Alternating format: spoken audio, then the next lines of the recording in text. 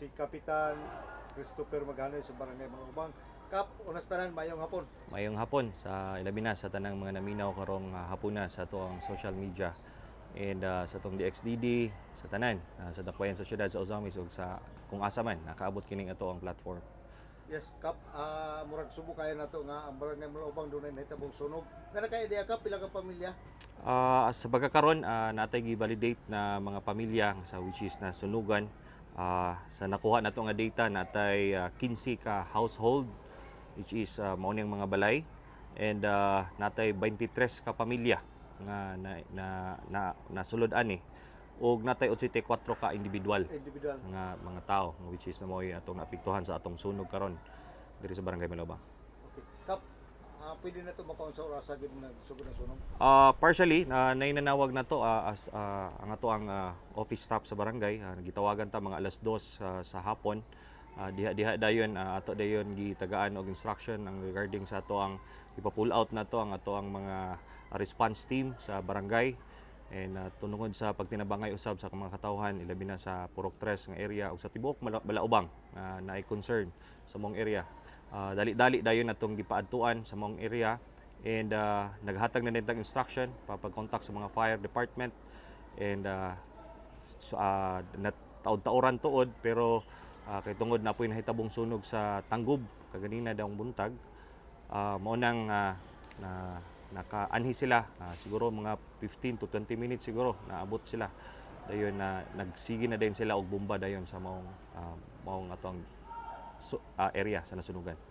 Kap, wa ba maglisod ang atong fire truck pagsulod sa area?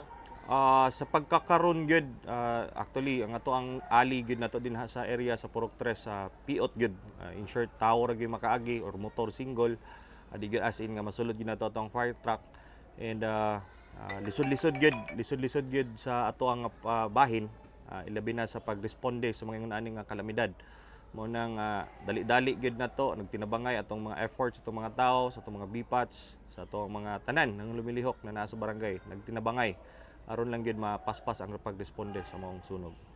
So, piot gyud siya. Piot. Ano yun, ang atong ubang fire truck kung tanaw mo nagandaghan tong ubang fire truck wala gyud makasulod ang ubang dito. Wala gyud as in nga nakasulod in short nagkutay lang gyud sila og mga host natay mga fire truck na naa sa portion sa ibabaw dito sa dalan sa Barangay Malubang sa may ibabaw dito sa may Carmelite Dapit sa unahan and napoy fire truck diri sa likod sa atong boulevard. So in short gitabangan gyud ubay-ubay na mga fire trucks ang nang response atong maong sunog karon diri sa Barangay Malubang. So kasugod ang atong sunog mga partially gyud sir siguro man dili kay nako ma-accurate kung unsa gyud ang time. So ang naghatag og report nako mga alas 2 nakita na nato dako-dako na gyud ang sunog.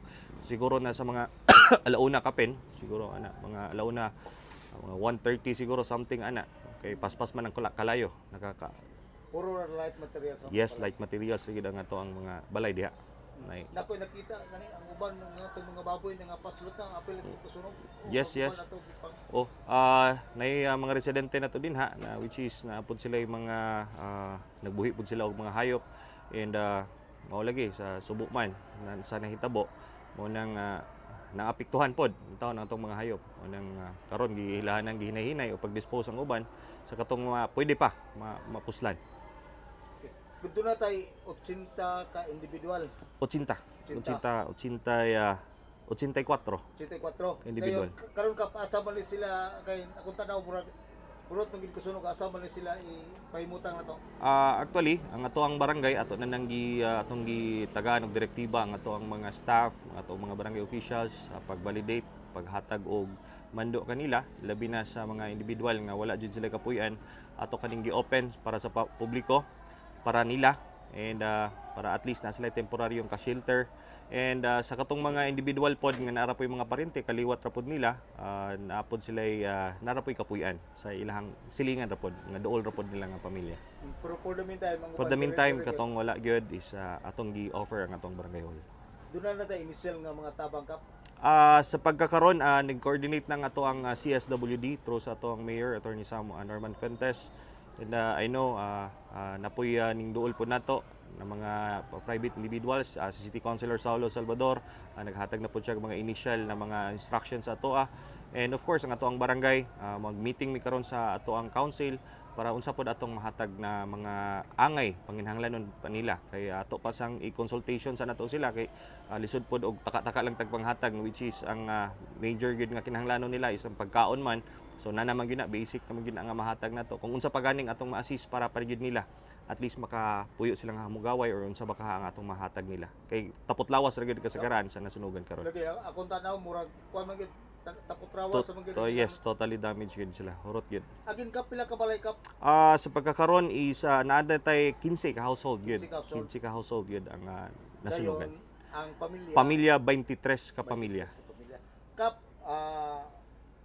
daghang kayong salamat kap. Dayon imo na lang siguro mensahe. Unang-una nagpasalamat ta ilabi na sa atong labawong makagagahom sa bisag nagatubang kita sa kalamidad karon sa atong nasod nga which is ang bagyong super typhoon.